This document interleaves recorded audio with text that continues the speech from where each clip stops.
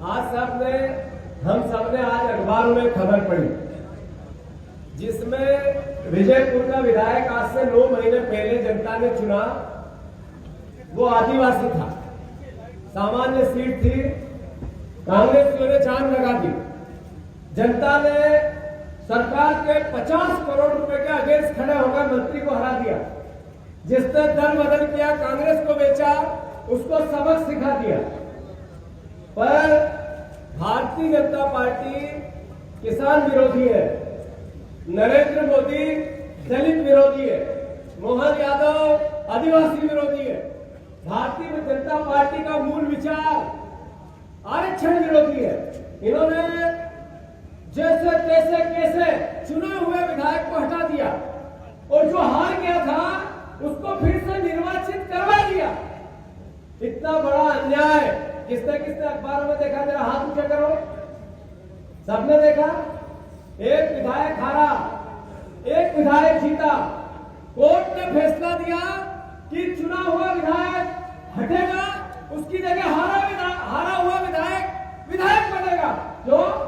क्योंकि एक मारपीट का आपस में तू मैं का एक छोटा सा केस थाने में था, वो इंगित नहीं कर पाया, उसका पहले ही फैसला हो चुका था, उससे चुनाव प्रभावित होगा, वो केस छुपा लिया, इसलिए इनको विधायक पद से हटा देंगे। ये लोकतंत्र की हत्या है या नहीं है?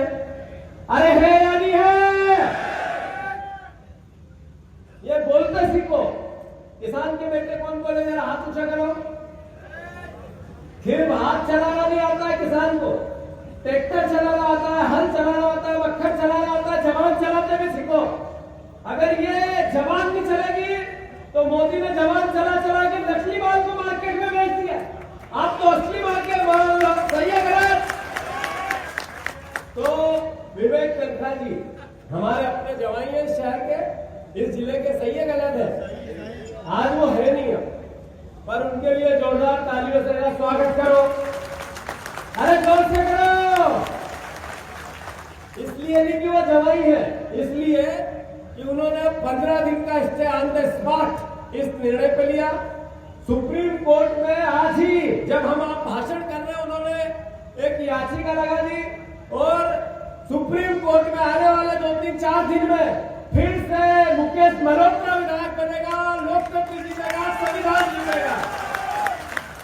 आदरणीय साथियों, यह एनटीपीसी का कारखाना है। नरसिंहपुर को इससे क्या मिला?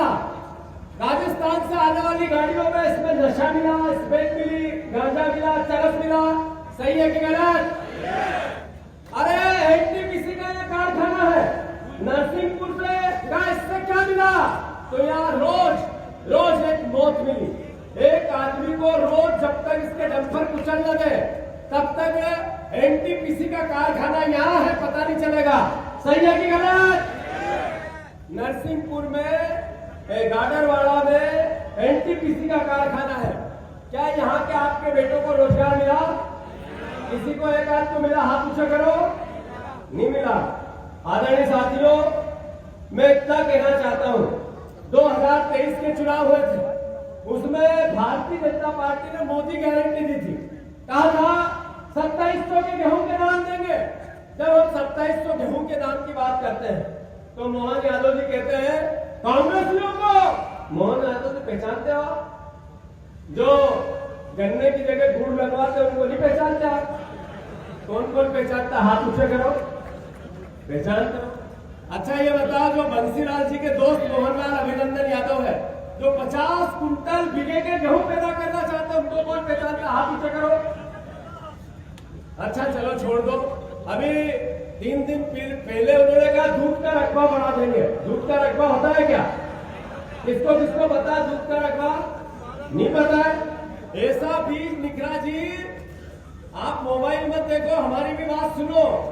ऐसा बीज जो 50 कुंटल बीघे का गेहूं पैदा करेगा, अभी 15 कुंटल बीघे का 2700 में नहीं लेंगे, 50 कुंटल हो जाएगा। तो क्या हमें फांसी लेने के लिए मजबूर करोगे मोहन यादव जी? क्या करोगे?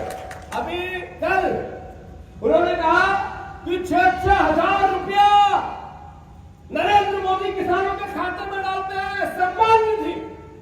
6,000 रुपए में पेट्रोल की एक बार डीजल की टंकी ट्रैक्टर की नहीं भराती, सही है कि गलत? हाँ या ना? इतने यही नहीं रुके, फिर कहा कि हाथ ऊंचा करो जिसको 6,000 रुपए मिलते हो। तो वो कर्ज के पैसे से पांडाल लगा, माइक लगा, मोहनलाल अभिनंदन यादव जी के भाषण हुए और बीजेपी के कार्यकर्ताओं ने हाथ ऊंचे कर दी।